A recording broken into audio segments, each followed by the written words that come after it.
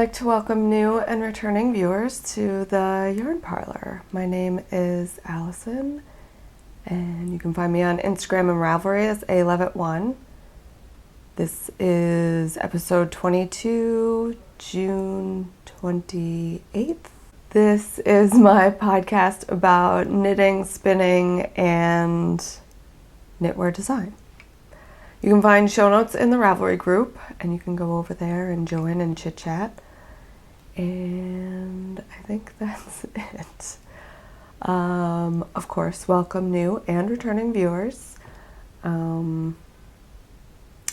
So this episode, I have to talk about, I'm going to do a half-year review because watching some podcasts at the end of last year, they did their yearly review and what they're planning for this year, and I thought those were a lot of fun to watch to see where people were in their goals, so I thought, why not do a half year? I have my July yarns for my challenges. I have the July Cal announcement. I have some FOs. Well, one FO and my swatch challenge from June. I have whips and spinning, and I think that's it, pretty much. And in there I've got an acquisition. Next week is my trip to Italy, so I will not be podcasting. I plan to do an episode for July 11th. But it might be late, so it might go up on Thursday or Friday instead of the usual Wednesday. And I do have a revision from last week, which was a horrible mispronunciation of my new favorite yarn company, Indie Dyer, if you will.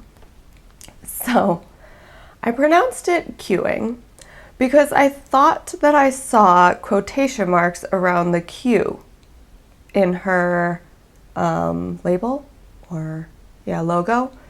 It's not quotation marks. So the word is, and it is the Indie Dyer's name, it's Q-I-N-G, no letter Q, I-N-G. And it's pronounced Ching. So I have already apologized profusely to the Indie Dyer. She does amazing stuff, and you should check her Etsy shop out. I'm going to put her in the show notes again, a link to her Etsy shop. But it's Ching Fibers, and I purchased some birthday yarn from her, and I had a little chit-chat with her, and she nicely threw in a birthday gift skein of yarn as well. So I will have that to show for next episode. So I broke my yarn diet a little bit, but it was my birthday and I deserved it. Anyway, she is a super hot indie dyer right now. I swear she's going to be the next Hedgehog Fibers. In demand, crazy, sells out, get it while you can type of yarn. So check her out. She dyes a lot of neons, which I like, but she's also has a lot of muted and tonal colors as well. So check out her shop, and I will show you those yarns when they come in. Finally, I bought yarn. I can say yarn instead of fiber. On to my overview, my half-year goals and how I've been keeping up with them for 2016. So I had a goal to start a video podcast. Done. I have a goal to have a 1-year-long yarn diet, which I obviously just broke. So I've made 2 purchases this whole year. One was a gift, so I don't count that. And the second was my birthday yarn here. So technically I've broken my yarn diet, but I've been really learning a lot about what I have bought so far and what I've been bringing into my stash. And looking at my stash, it's I don't know.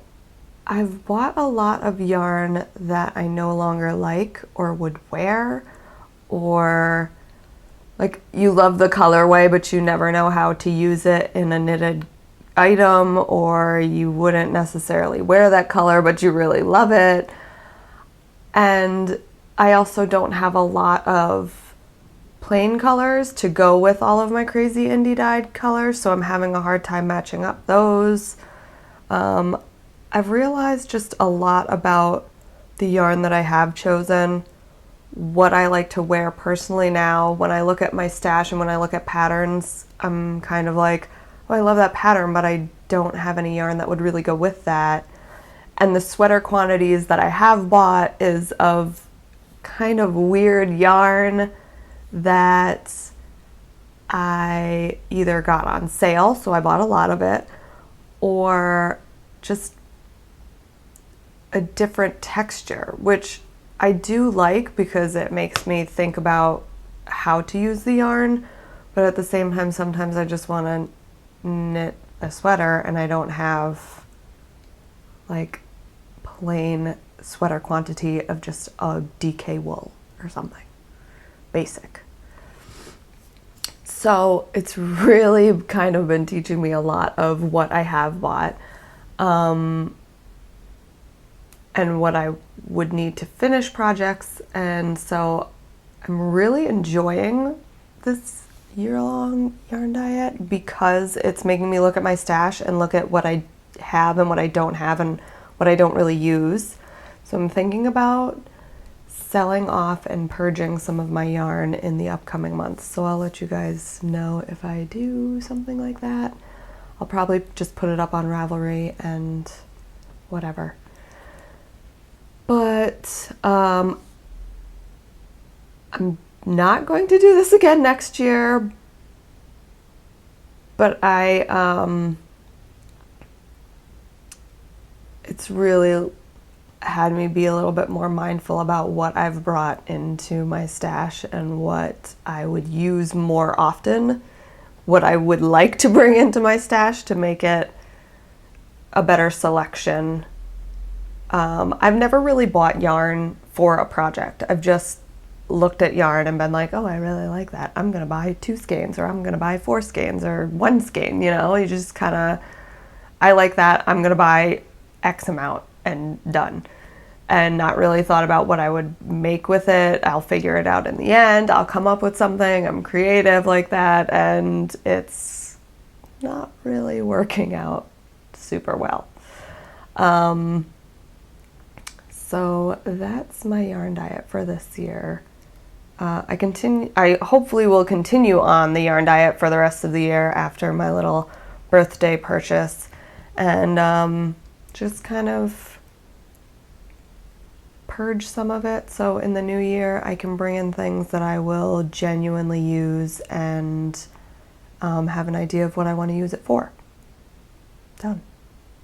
Of course, you'll still buy those random indie dyed skeins of beautiful, colorful yarn, but I'm just going to be a little bit more mindful of what I purchase for my stash, what I'm going to overall keep, because you have to have a stash. I can't just buy and then knit and then buy and then knit. I need to have, it's inspiration for me. It's beautiful. I love having it. I love having my yarn hutch over here filled with yarn and looking at it, and I like having that, but just having more options of what I can do with my yarn. The next one was my sock challenge. So I plan to knit, or I was planning to knit, I still plan to knit, 1 sock a month, which I haven't been knitting 1 pair of socks a month, but I'm hoping to have the 12 pairs by the end of the year. It's not going super well. I have 3 full pairs done as of right now, and 3 whips that are still trailing behind, one of which I will show you today. Well, one of the finished pairs I will show you today. I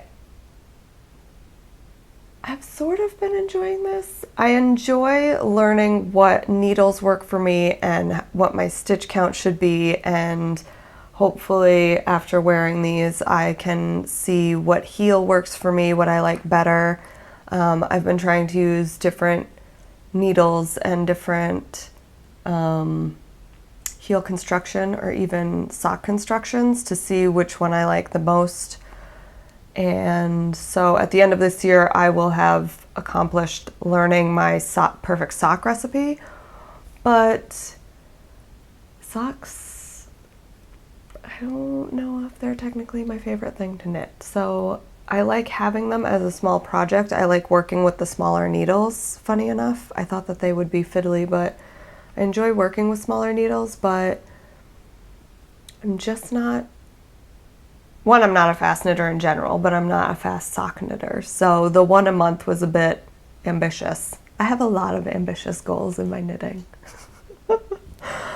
So just throwing that out there.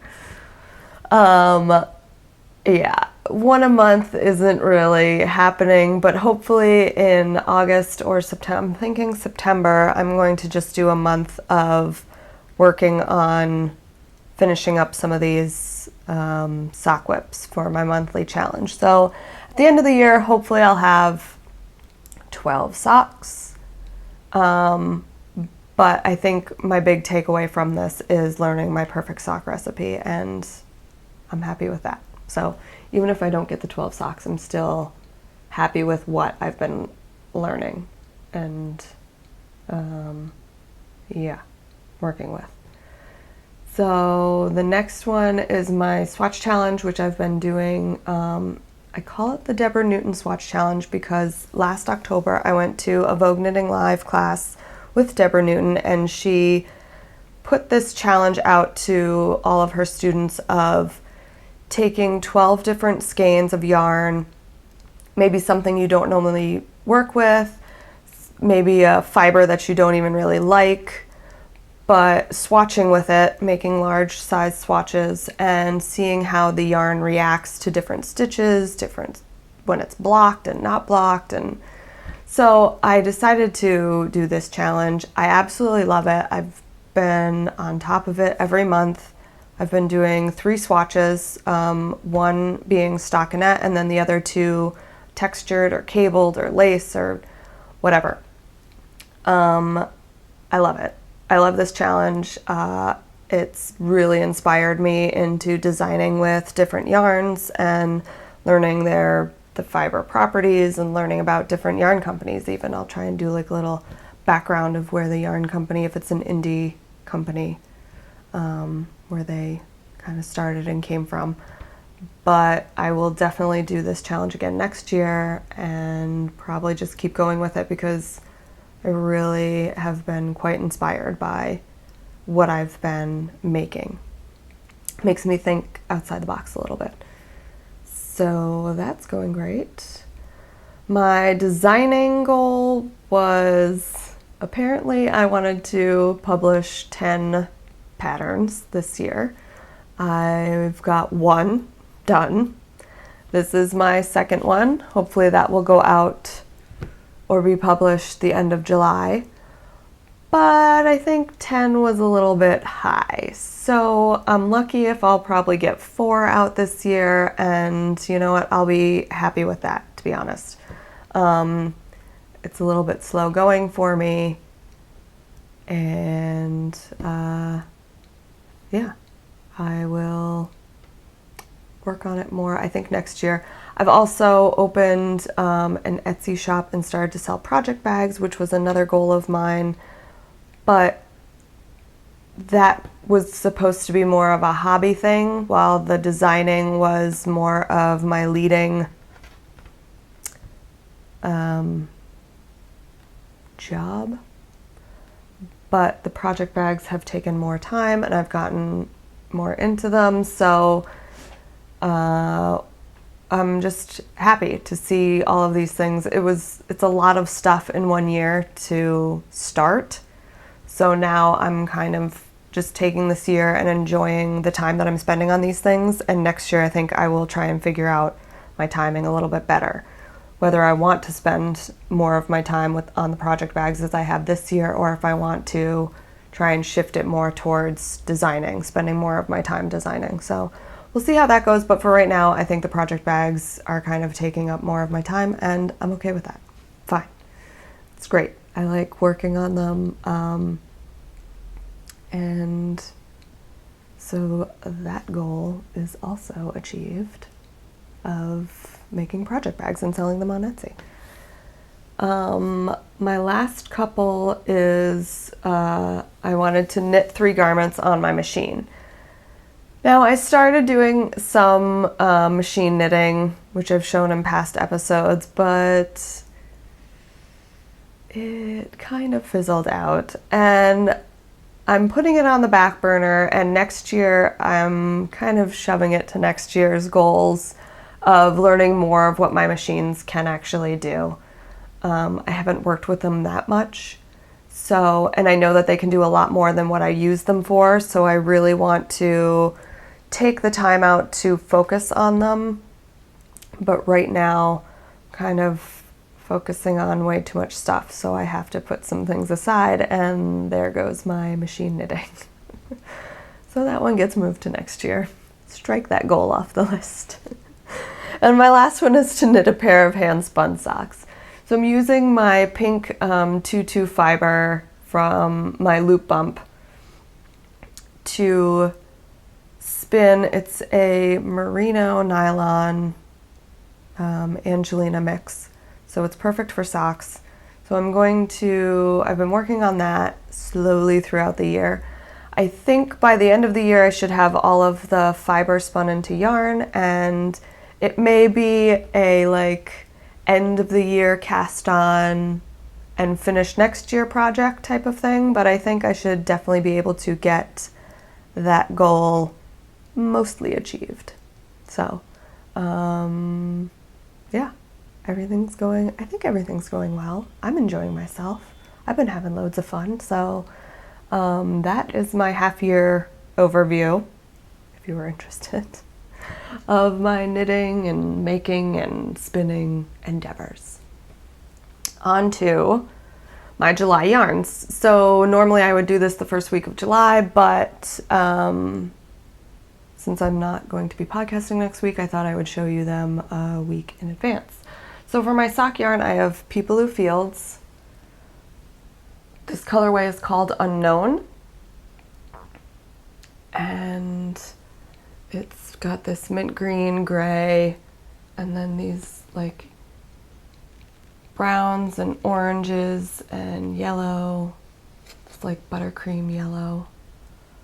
And it is 80/20 superwash merino nylon. This is on her standard sock, and it's 400 yards. I think I'm going to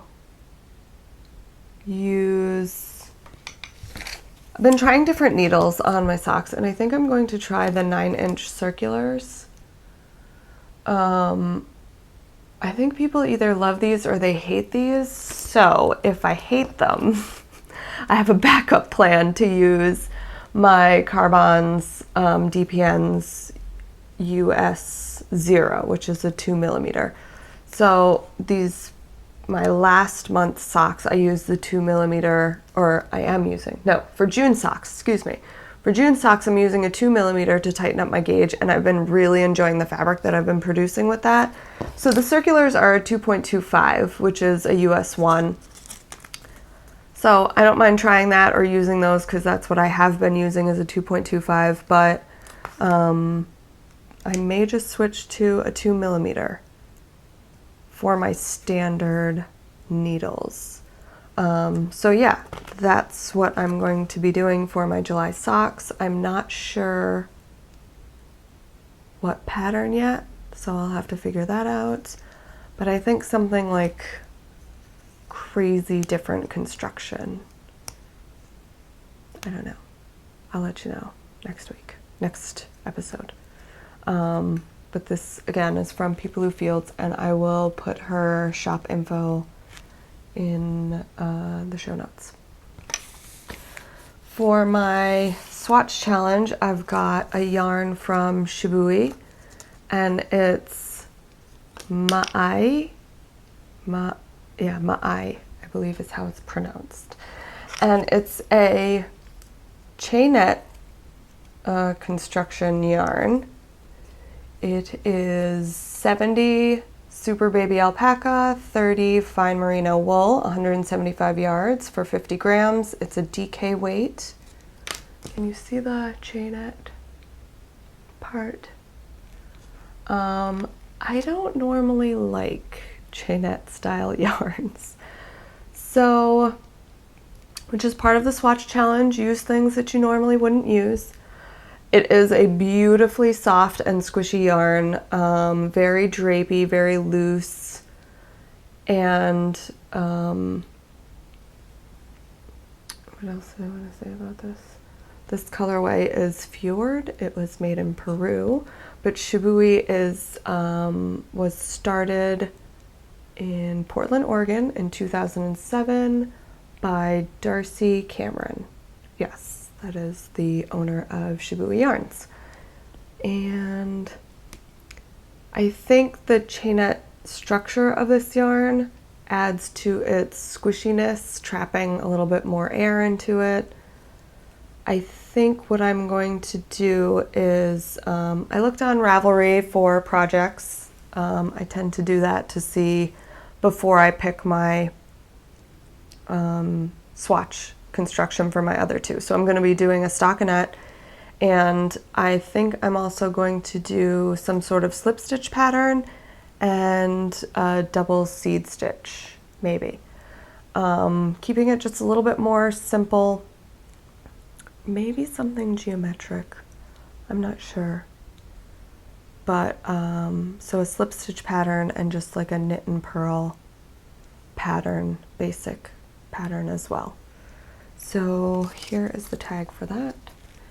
And that is my July swatch challenge yarn.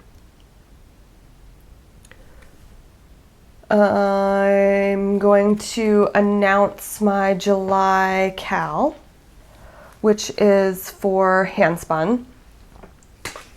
So the July cal is for the handspun yarn that you might have spun in June. So you spin in June, you knit in July.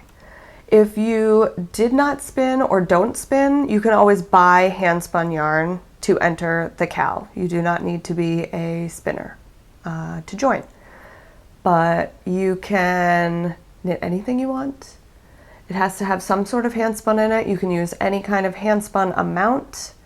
You can add in commercial yarns. Just has to have some sort of handspun in there.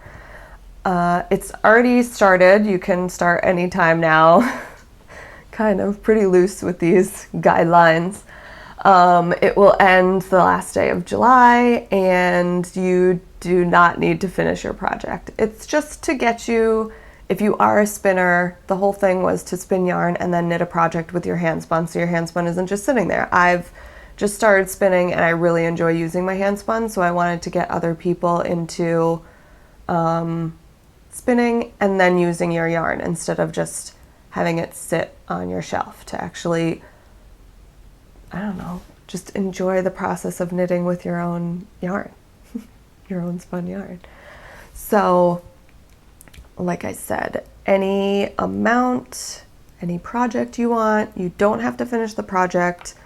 I would like you to try and finish it and get as far as you can within this month, but you can cast on for a sweater if you wanted to with your handspun and show me what your progress is. I will start a thread for that for you to show your progress, and I will pick the winners from that thread. So chatter is allowed. Post your photos along the month, along the way. I'd love to see how your project grows and what you're doing. And because that was really fun with the spinning. I don't know, FO threads I think are it's just double time. Like, it's not super necessary. I like efficiency. So with the chatter thread being what I pick for the prizes or prize, I think that is going to work out really well. So chatter is allowed. Posting your picture. If you post a picture that enters you to win the prize, which will be a project bag and a skein of yarn. And I'm thinking about throwing in like a little mini skein of some of my handspun. So we'll see how that goes. Oh, and if you took part in the spinning cow, but you're a beginner spinner or you just didn't spin that much yarn, you can just knit a swatch, but I would like for it to be a large size swatch, like a 10-inch by 10-inch swatch. Hopefully you spun that yardage amount. Because I want everybody to at least be able to knit with your hand spun. So if you didn't spin enough for a project, or if you don't want to use it as an accent, you can also use it with commercial yarns and make a cowl or something and put a stripe of your hand spun into the cowl pattern, and that could be your project. But if you just don't really want to use it for anything, you didn't like the way it came out, or it was your first hand spun and you don't want to wear it, or it's not the right colors or something, you can just knit a swatch, take a photo of that and enter that into the cowl. And crocheting is also welcome. Cowl as in knit along or crochet along, so either one. I think that's everything that I wanted to say. I'll put it in the thread. I'll put all the guidelines in the thread as well. On to FOs. So I finished my Thing 1, Thing 2 socks. This was made out of Neely's Knits. And wait for it.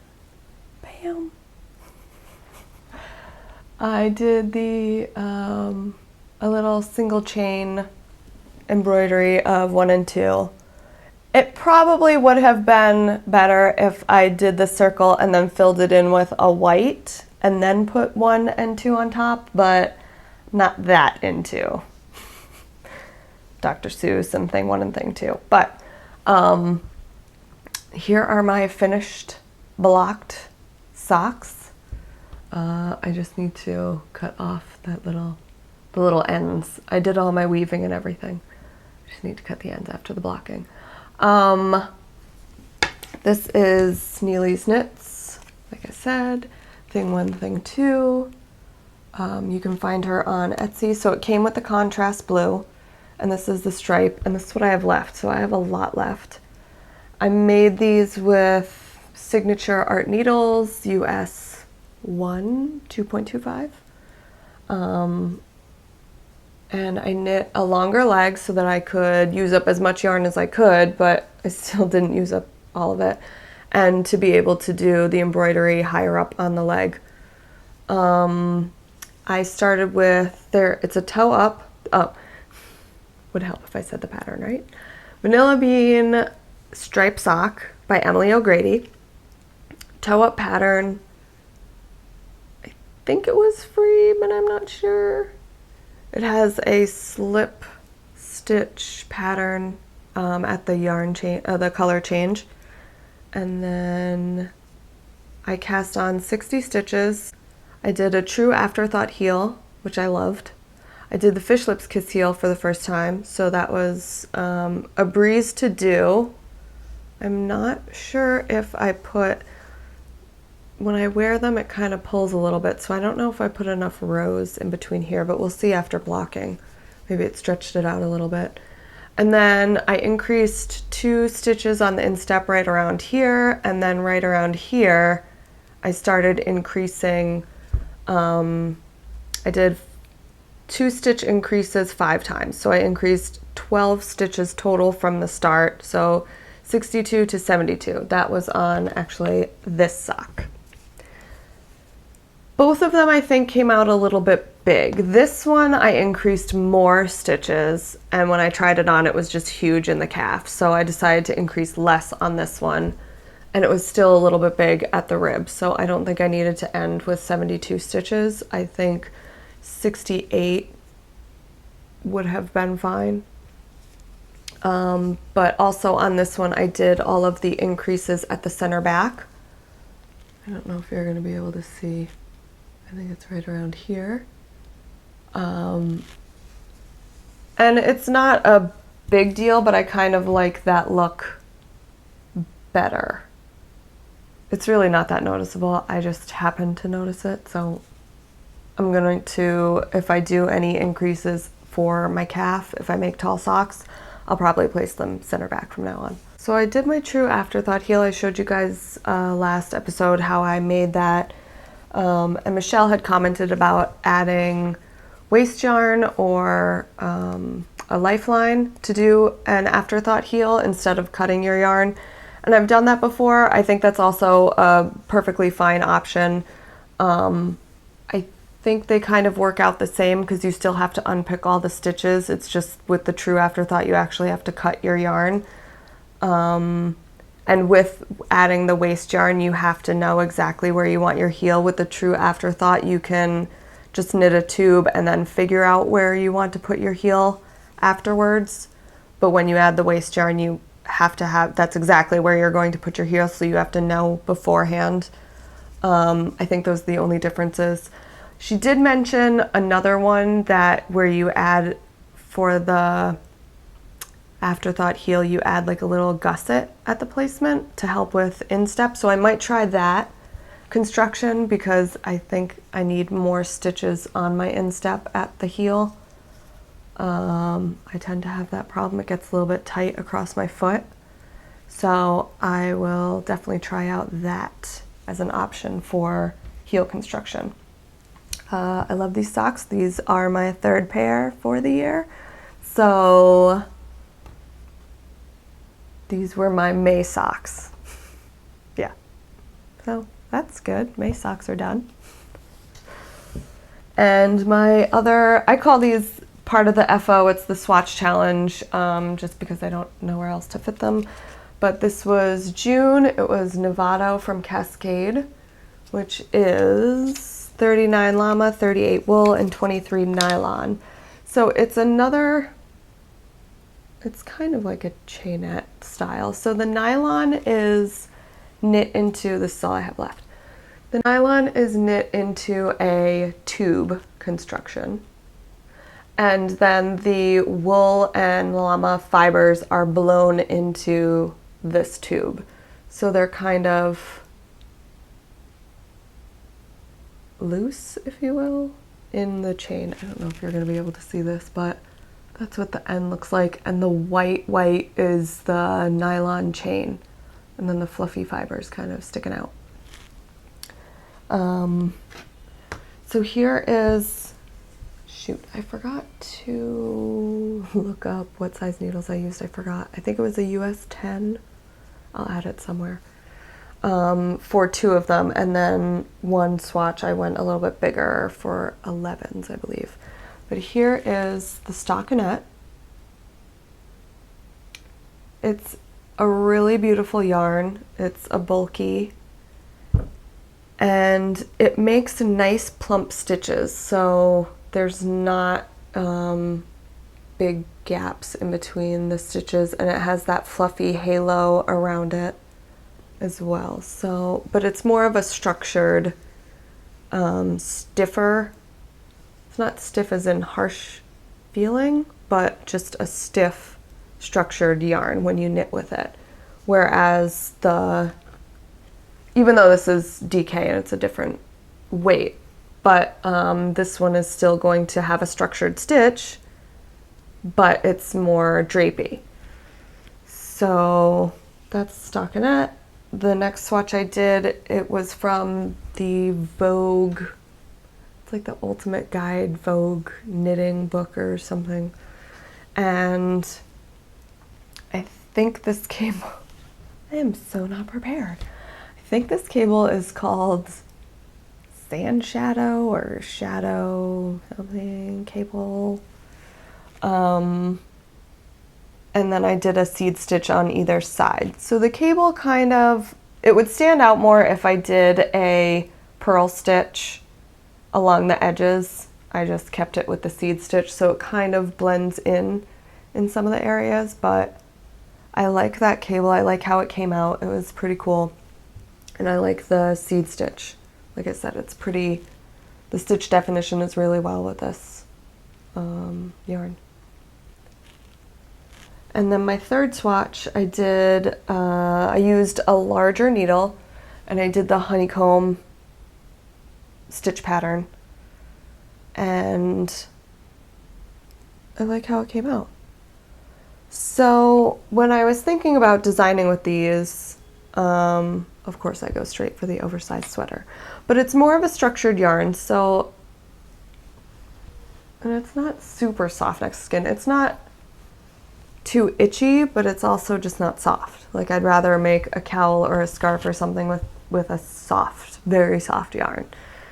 So I would probably design more of a sweater type.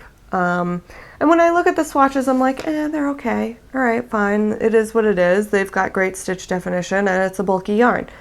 But if you do plan on doing a swatch challenge like this, if you are a designer and you knit up, or you just play around with a new to you yarn and you knit swatches like this, and you're kind of like, all right, it is what it is, try and play around with holding it up to you and see how it would work. Because once I held this up to me, I really could see this as the sweater, a honeycombed sweater. If you wanted to see if it would make a nice cowl or a nice scarf, you could hold it this way. With this one, I'm thinking cardigan, but then when you put it, like maybe visualize it as a sleeve, if you put the swatch up on you, you can see the placement of where this cable will fall. So it's just kind of an idea for inspiration when you're designing. If you're blocked a little bit and you're not sure, you've got your swatch, you've got your yarn, but you're still kind of like, all right, it's a cable. What am I going to do with this? Try visualizing it on your body, playing around with how you're going to lay the stitch out, and that might help you be a little bit more inspired for what kind of a design you're going to make. Those are FOs. On to whips. My first whip is my Hermione's Everyday Socks by Erica Luder. This yarn is Kaleidoscope Dyeworks Doodle Art. It is 75 superwash merino, 25 nylon, 463 yards. I'm using 2mm Knit Pro Zings. I enjoy these needles. They're not as sharp as I normally use, but they've been working really. I think the tapered tip is fine. It's kind of funny. They grab stitches very easily. I like sharper needles because it helps me grab the stitches better than a blunt needle. So here's where I was the last time. And so I finished with the leg. It's a cuff down. Just started the heel flap with like 4 rows. I enjoy this pattern. It's so easy. I normally have to follow a stitch pattern from the pattern row by row. Even if it's simple, I just forget it or forget what row I'm on. But this one was so easy. I was watching a lot of TV this weekend. And so I found a season of Hoarders that I hadn't watched, and I'm obsessed with Hoarders. Dirty little secrets. And so I watched a lot of Hoarders this weekend and did a lot of sock knitting. And it just flew by. Like, it really, I didn't have to pay attention. Maybe when the next row started, I had to figure out which row it was, if it was one of the stitch patterns. It was really easy to keep track of my knitting though. And I love the way that I love how it's coming out. So, Bead Tricks 2 had a question about this sock. It's a 64 stitch sock, and she wanted to do a 60 stitch sock, but she was having a little difficulty figuring out the heel. I was holding off because I wanted to try and get there, holding off with your question because I wanted to answer it here, and also because I wanted to try and get there to see where to visualize it a little bit better. I didn't get that far, but I was looking over the pattern, and if you proportionally want to grade down your sock, at the heel turn, the row, this is a free pattern, so I'm not really giving anything away. At the first row of your heel turn, it says to slip 1, purl 16. So if you did a 60 stitch sock and you wanted to proportionally grade down the heel flap, you would do slip 1, purl 15. That, and then continue on that pattern as written, and then they say that you'll end with 18 stitches at your heel turn, but you'll end with 16 stitches if my math is correct. And it will be 2 rows shorter. So you'll have a narrower, shorter heel.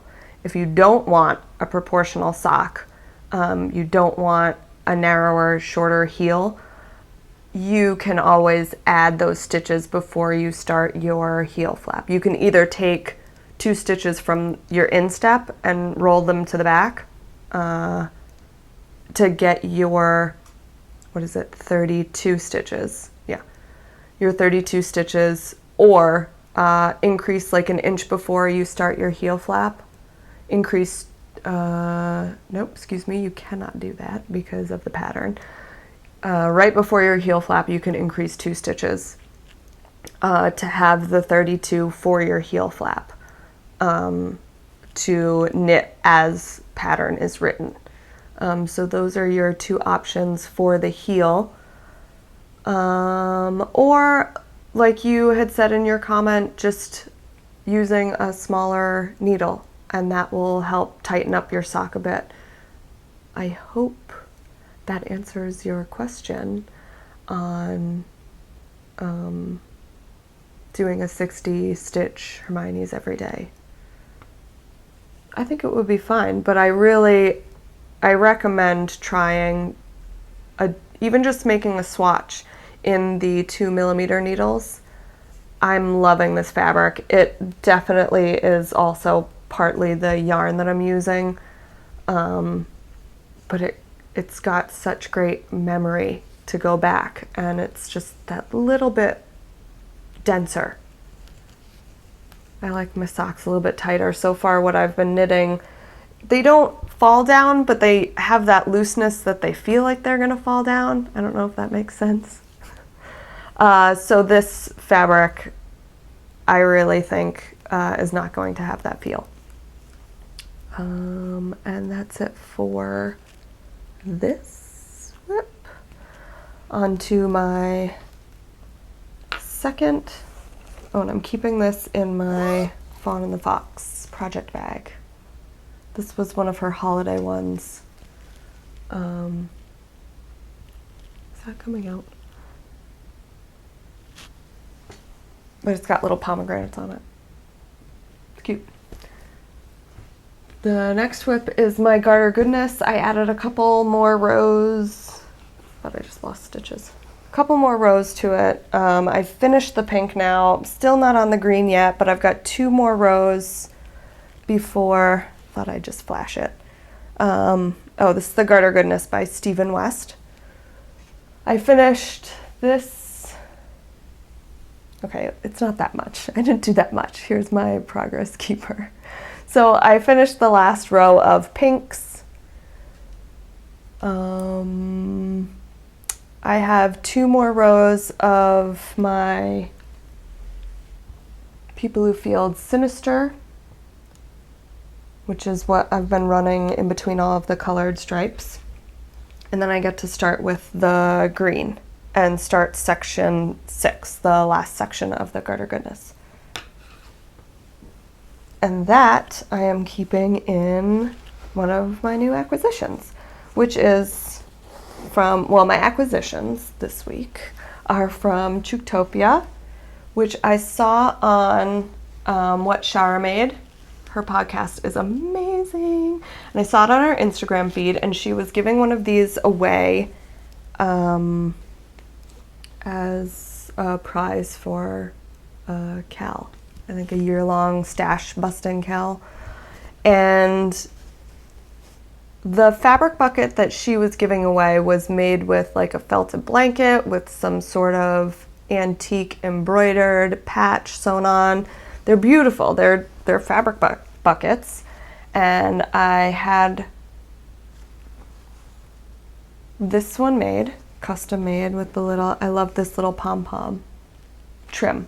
So it's at the top, and I folded this one down. And they're nice and sturdy. And the second one was already made. She does not have an Etsy shop. This is through her Instagram, which I will put in the show notes. And you can fold them down and see the lining on the inside. And it's just a little, this is the large size actually, it's pretty large. And they stand up great. And I like it. I like these for the projects that you kind of keep near the couch, you're gonna work on when you watch TV or something. And it kind of inspires me to knit on them, and you get to see your projects at all times. You know, I think that's a lot of fun to have these for the non-traveling projects. And then she sent a little elastic with fabric covered button there. So that's Chooktopia. And I'll put her, you can PM her on Instagram or write an email.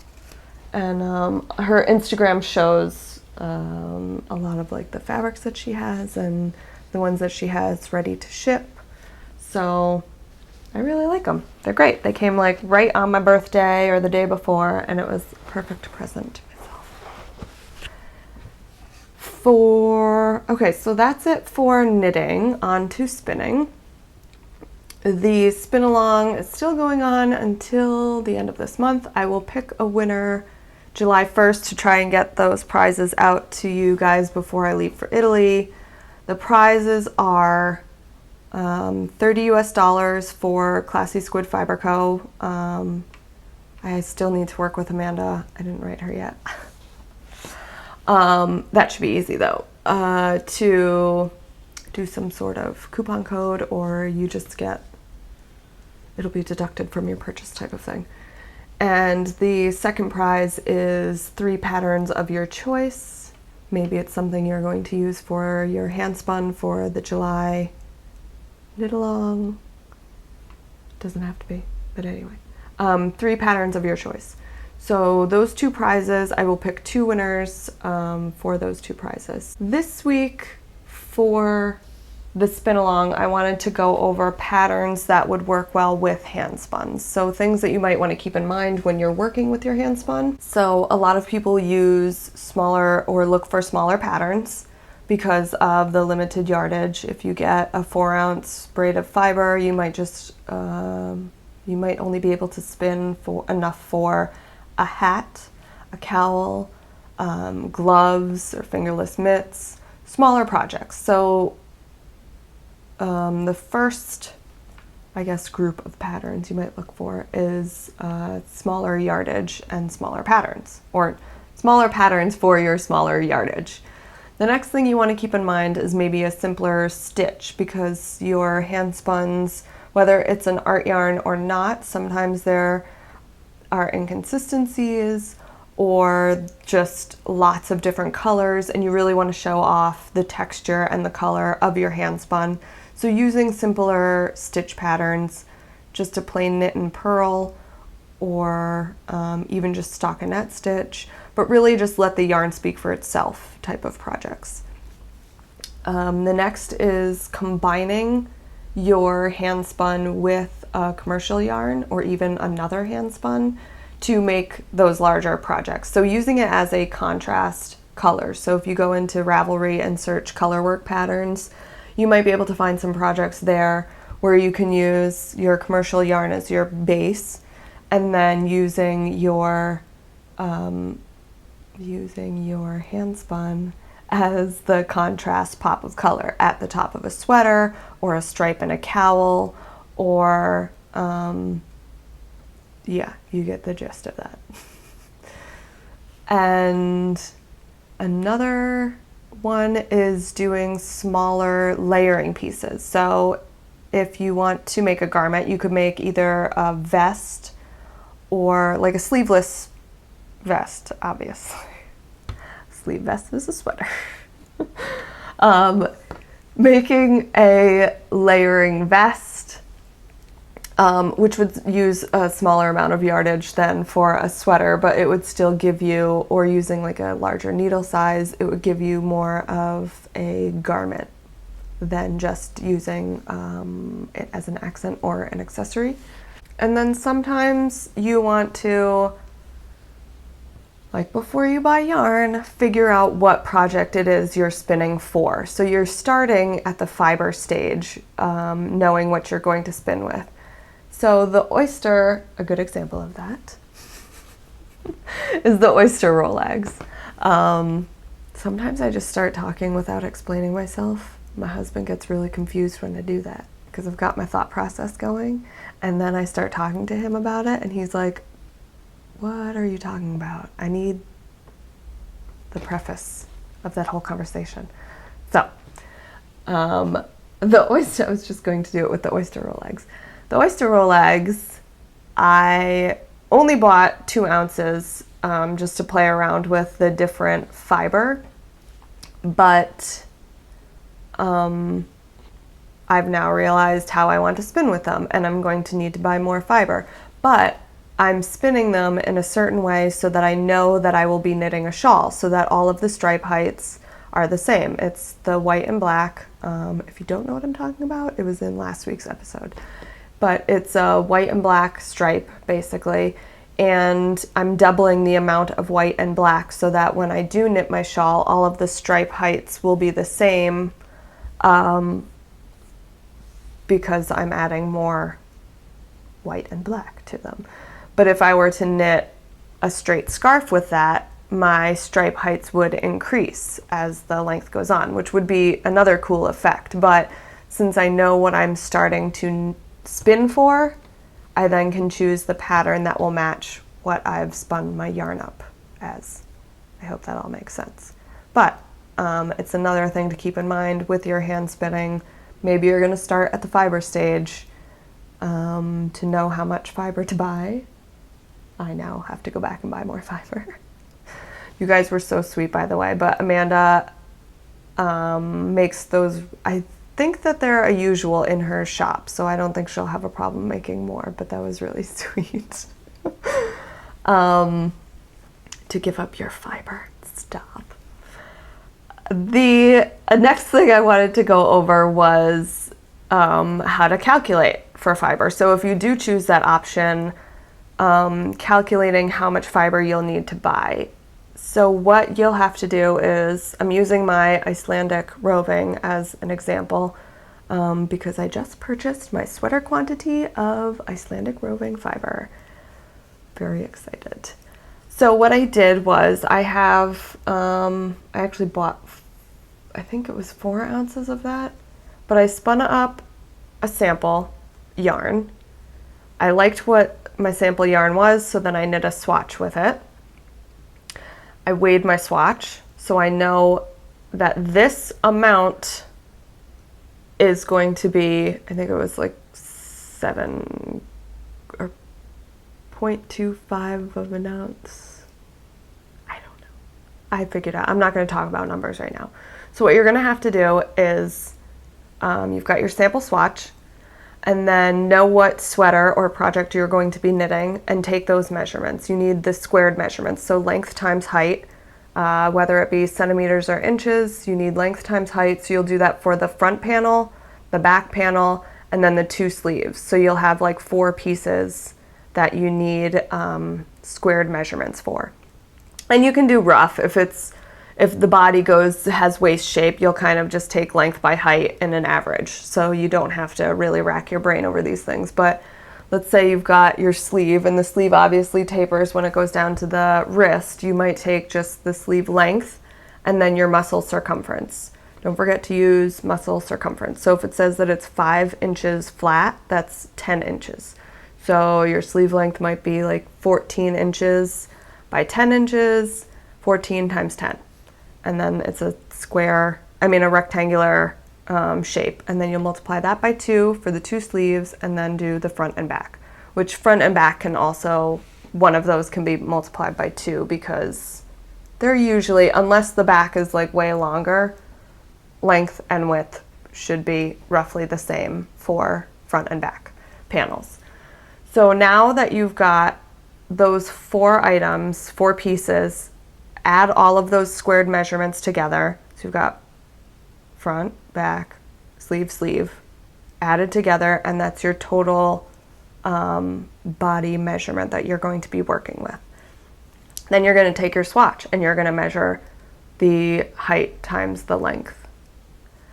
And you're going to take that squared measurement and you're going to divide the total body measurement by your swatch measurement. So how many swatches can fit into the body measurement? And then you multiply that by the weight of the swatch. And that will give you the weight of fiber that you need for your total project. So I just did that with my sweater, and I needed about 18 to 20 ounces, which I have purchased for my Icelandic sweater. I'm very excited. I'm going to start spinning for that at the end of this year, and hopefully there'll be another spin along before the end of the year. But that's how you will figure out fiber amounts to spin for projects, future projects. And quickly what I'll be knitting for July. I plan to only, with the exception of my sock, swatch, and possibly my garter goodness, I plan to knit all new projects, all new casts-ons with my hand spun for July. So there'll be a lot of fun new things. I get to cast on all the things in July with my hand spun, and maybe finish my Bactus scarf. But I plan to finally cast on my dotted rays, which I've been talking about ever since the beginning of this podcast, and fingerless mitts, maybe 2 hats, maybe a shawl, I don't know. I'm feeling quite ambitious with my hand spun knitting. But I'll show you guys next episode, and it's going to be awesome. I'm very excited for all my new cast-ons. I am not a monogamous knitter, and it's really going to show this month. I'm excited to knit with my hand spun, so it's good. It's good. The spinning that I've done this week is continued with my ice cabbage and my oyster roll eggs. I need to ply some of them, but the new one that I did, I just needed a palette cleanser, a new color, a new fiber, and so I worked with the orange. This is from Classy Squid Fiber Co., and it is organic Polworth wool, Angelina, and a bunch of stuff. And I just did a single ply. I did it a little bit tighter than my single ply beet salad because this is going to be a gift, and I know that my looser single ply is going to pill a lot, and I don't want that to happen so much with a gift. This will probably still pill. It's still a loose single ply, but it's a bit tighter. But I love how it came out. There's sparkle and shine running through the whole thing. I never do whip my wraps per inch or my yardage, but I'd say it's a worsted-ish. It's like DK worsted. I wasn't trying to be consistent. I wanted it to look like a fun, funky hand spun, so I just kind of did the same as the beet salad. And so that's what I've been working on for spinning this week. One last Tour de Fleece talk about before it starts. Tour de Fleece is July 2nd to the 24th. I will be spinning on the Blaine Fleece and Fiber team. You can still join if you would like to join her team. You don't have to. But she is still accepting signups until the 30th. And I will be spinning mostly BFF that I've gotten. So that's the Hampshire Suffolk from Daisy, her sheep Daisy, or soon to be. I don't remember if she got it yet or not. My Icelandic roving from her Black Velvet, her sheep called Black Velvet, and the Art Bat, which I think I settled on a 2-ply. I think that's what my sample was. And okay, so that's what I'm going to be spinning for Tour de Fleece. It goes, the 2nd to the 24th, and you're supposed to spin every day that Tour de France cyclists ride. So there are 2 break days, which are, rest days are July 11th and 19th, and then challenging days are the 9th and the 17th. So on the 9th and the 17th, you try to do something new to you or something just challenging for you. And then, the Tour de Fleece group will put up a thread for your daily progress, and you can post what you've been working on there daily. It's a very relaxed competition. It's just for fun, really. And I've always heard spinners talk about it, so that's why I decided to take the leap and join this year. It's my first year spinning, but I'm still going to join. And the reason I joined BFF, I went over last week as well, but it's a very relaxed group, and I really enjoy Jennifer's attitude towards spinning. So all of that relaxedness makes me feel comforted, and that's why I'm going to do the Tour de Fleece, because I always thought it was like a really harsh competition, and that's not my style. But it's just for fun. If you don't get to post a progress photo every day, no problem. You post whenever you can. You can post in the Tour de Fleece group and in the BFF group. And Jennifer has prizes for her BFF group if you want to join her Tour de Fleece group. I think that's it about Tour de Fleece. And that's it for this episode. So thank you very, very much for joining me today. I hope you enjoyed the episode. And I will see you next time, the week of July 11th sometime. Please subscribe, because my uploads have been a little bit loosey-goosey and relaxed in the past couple months. Summer hours, if you will. Vacations are coming up. Trips are coming up. So, subscribe so that you'll know when I do upload the next episodes. Join me next time. I should have my birthday yarn in. I'll show you what I've been spinning for Tour de Fleece, which I'm very excited about because I am going to spin when I go to Italy. It's a relaxed vacation. So I'll get some spinning and knitting done, and it'll be awesome. If you spun for the spin along, don't forget to post your photo. I will be picking winners in a couple days, and next time, I'll show you all of my awesome new cast-ons with my handspun yarn, and hopefully I'll have some videos of Italy, my Italy trip. So I will see you next time. Thanks for joining me. Bye.